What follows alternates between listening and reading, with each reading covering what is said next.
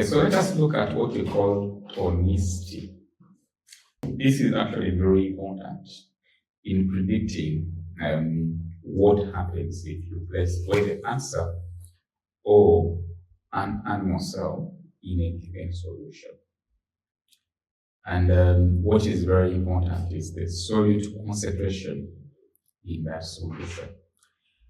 So we start by looking at this question. You have a market vendor who stores leafy vegetables in salty water to keep them fresh. How does the salty water keep the vegetables fresh? That's a question that you should have in your mind. After a few hours, the leaves appear limp. What does that mean even? Limp leaves, what does that mean?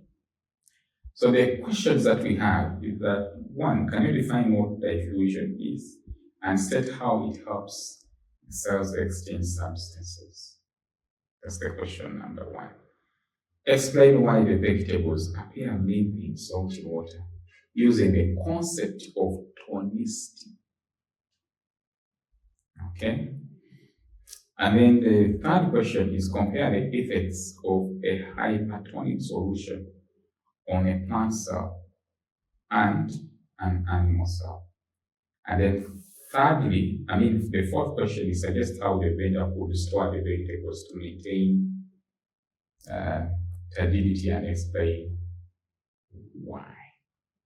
So the whole thing is that we are talking about water that has some solids, and in this case it's basically salty water, so that means that you have some salts in there. So when you have salty water, it means that the water potential is actually negative. That means that the water has almost no tendency to move because it is actually negative. So that means that the water molecules are not moving into the leafy vegetables. And that is why they are actually appearing limp. Otherwise, if it wants this fresh water that you normally use at home, it could mean that that water would move into the leaves of these vegetables, and those vegetables would appear turgid, and that means that they will actually appear more fresh. So what this vendor did was actually a mistake to keep the vegetables in salty water, and that means that the vegetables actually lost water to the salty environment. Okay, so basically that salty water is a hypertonic solution. So when you have a hypertonic solution, it means that the cells will lose water to this solution. If it was hypotonic, then it means that the cells would actually gain that water. So if we are talking about animal cells, which is different in terms of structure, from plant cells, if you have an animal cell placed in a hypertonic solution, it will actually shrink. That means that it will lose water to this hypertonic solution. But if you place this animal cell in a hypotonic solution, it means that it will take up water, swell, and burst, which we termed as cell lysis earlier also. Looking through the questions, we are basically saying that the diffusion is the movement of particles or molecules from areas where they are in high concentration to an area where low concentration. And this is very important, especially in absorption of in gaseous exchange, but also in the renal tubules. Okay, and then for limp vegetables, we have explained that they're basically losing water to the hypertonic salty solution. And then we have also explained that if you place a plant cell in a hypertonic solution to lose water, so it will not be as turgid as it would have been if it was placed in fresh water. For an animal cell, it will definitely shrink. For the plant cell, it will not shrink as compared to what happens in the animal cell because of the fact that the plants actually have a rigid cell wall that can maintain some degree of rigidity.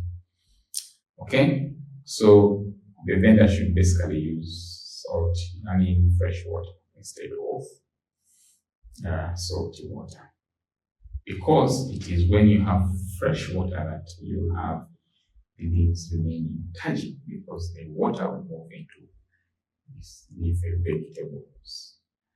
Okay, so let's recap the concepts.